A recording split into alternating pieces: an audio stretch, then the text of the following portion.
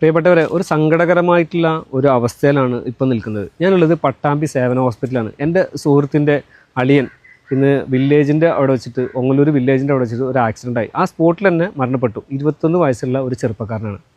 3 പെങ്ങന്മാരുടെ ഒരു ആങ്ങള, ഒരു അത്താണിയാണ് വീട്ടിൽ. അപ്പോൾ വളരെ സങ്കടം തോന്നി ആ മയ്യത്ത് കണ്ടപ്പോൾ, ബ്ലഡിലൊക്കെ കുളിച്ച്. അപ്പോൾ ഇതൊന്നും വീട്ടുകാർക്ക് കണ്ടാൽ ഒരിക്കലും സഹിക്കാൻ കഴിയില്ല. അവർക്ക് ക്ഷമ കൊടുക്കാനുള്ള ഒരു ശക്തി പടച്ചവൻ അവർക്ക് കൊടുക്കട്ടെ. അപ്പോൾ ബൈക്ക് പോകുമ്പോൾ പ്രത്യേകം ശ്രദ്ധിക്കുക ചെറുപ്പക്കാർ. പരമാവധി സ്പീഡ് കുറച്ചിട്ട് ഹെൽമെറ്റും കാര്യങ്ങളൊക്കെ ധരിച്ചിട്ട് പോകുക. ഇതൊരു ബസ്സുമായിട്ടാണ് കൂട്ടിയിടിച്ചിട്ടുള്ളത്. ബസ്സുകാരുടെ പ്രത്യേകം ശ്രദ്ധിക്കേണ്ടത്, അവരുടെ പെർമിറ്റിന് വേണ്ടിയിട്ട് അവർ ഈ റോട്ടിലൂടെയുള്ള മരണപ്പാച്ചിൽ ഒന്ന് ഒഴിവാക്കണം. ഒരുപാട് കുടുംബങ്ങൾക്ക് അത്താണികളാണ് ഇതുപോലെ നഷ്ടപ്പെടുന്നത്. അവരുടെ ഈ മരണപ്പാച്ചിൽ കാരണം ഒരുപാട് മരണങ്ങൾ നമ്മുടെ റോട്ടിൽ, ഏറ്റവും കൂടുതൽ മരണങ്ങൾ സംഭവിച്ചിരിക്കുന്നത് ഈ ബസ്സുകളുടെ ഈ മരണപ്പാച്ചിലാണ്. അപ്പോൾ അതൊന്ന് കുറയ്ക്കുക.